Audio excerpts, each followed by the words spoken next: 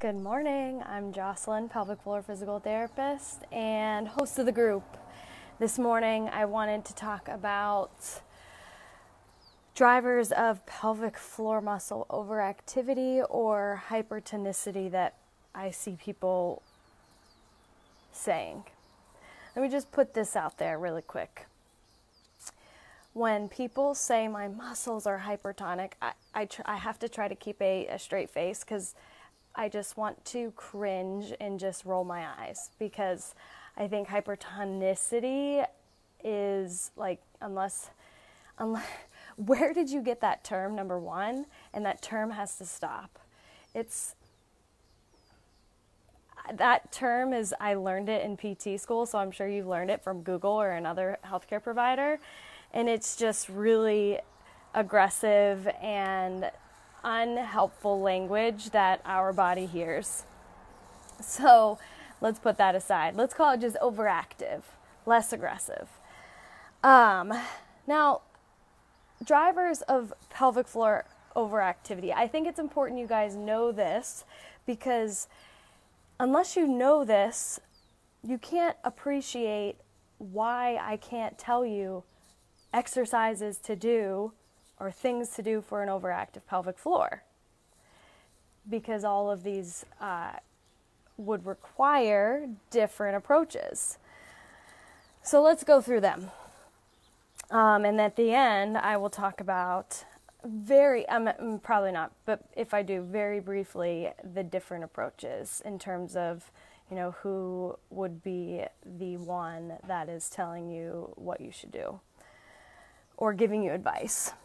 So overactivity of your pelvic floor muscles could be due to just subconscious contraction or conscious contraction of your pelvic floor because of you holding your abdominals and your belly in all day. So your abdominals are connected with your pelvic floor muscles. So if you're contracting and keeping your belly sucked in all day, you're going to have more activity in your pelvic floor as well. Layer deeper to this would be a cultural thing. So I know women are told belly in, shoulders back. And so we're constantly contracting our postural muscles, which the pelvic floor is part of it. It could be, so overactivity of the pelvic floor could be due to weakness elsewhere. So that, let's say your foot stabilizers are weak, your knee and hip stabilizers are weak, and your postural muscles in your upper back are all weak. And so your pelvic floor muscles are basically all of, it's the last thing that they're heroes at this point. And who this is typically in are people that are not physically active. They don't, or they're more of a, let's take the path of least resistance and not be as slow and intentional through the movement patterns. And so a lot of the work that you're doing is actually on the passive structure, so the tendons, the ligaments, and therefore you're not strengthening necessarily, you're not getting what you think you might be getting out of what you're doing, depending on what you're doing and what your goal is. And then, overactivity of the pelvic floor, whether that's conscious or subconscious, could be from misinformation. So what I mean by that is, similar to cultural beliefs, women often think that they always need to be doing Kegels after or at some point in their life, or they need to be using, Kegel trainers when they don't. In fact, they need the opposite of that. Or, that would be the main layers to that.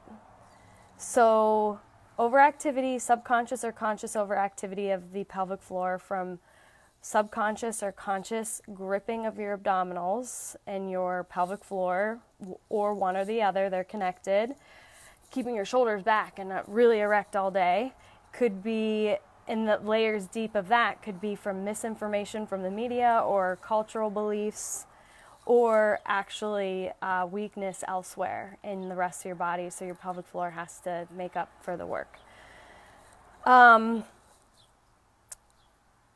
Another reason that your pelvic floor could be overactive is because of your limited or how you're breathing throughout the day. If you're breathing shallow or breathing up here, then you're not getting full excursion of your diaphragm. So when your diaphragm works ideally or optimally, your pelvic floor moves, ebbs and flows with your diaphragm. So it's getting a stretch, and then it's recoiling. And so that is something that is super important to decrease the overall tone in those muscles. If you have a condition like asthma or chronic bronchitis and you're coughing a lot, that could be something that is driving it. So I'm going to get into that in a minute. Another driver of, and I kind of mentioned this already, of pelvic floor overactivity would be significant weakness in the pelvic floor muscles themselves. So what they do is they spasm to try to, because that's, they're significantly weak. Let's say they're strained. So really, like, they could be stretched out. That's what I would call strained at this point. And so they guard because they're not in a healthy state.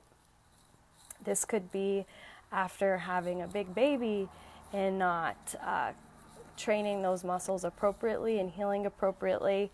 This could be after a really significant bout of an upper respiratory infection, or even a lower respiratory infection where you're coughing a lot, or a pelvic trauma, so like a pelvic fracture.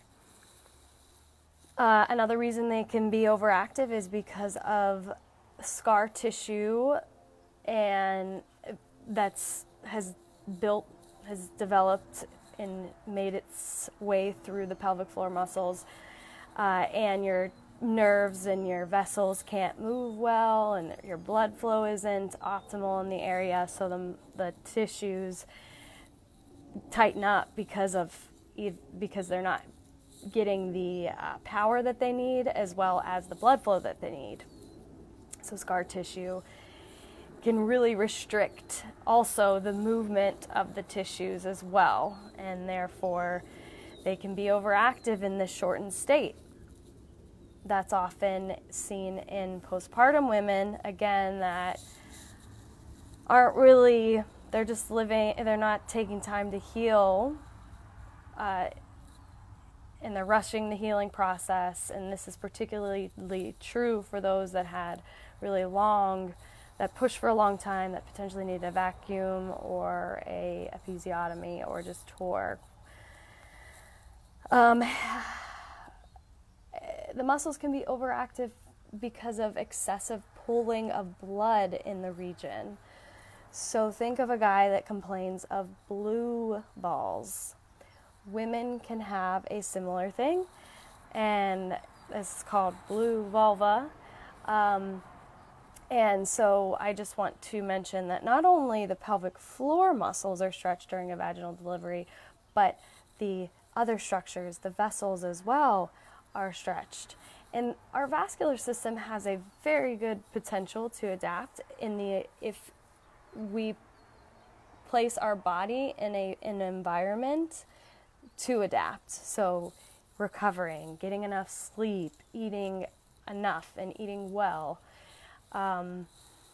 managing our stress, all of those things.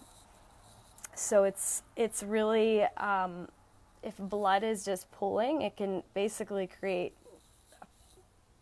it just gets sticky, maybe, And I mean, think about, I don't know if you guys would relate to this, but whenever someone has a big Charlie horse and they don't get that tissue, like I see them like months down the road and they didn't really do anything about it, and I like go through the tissue and it just feels gritty, kind of like that.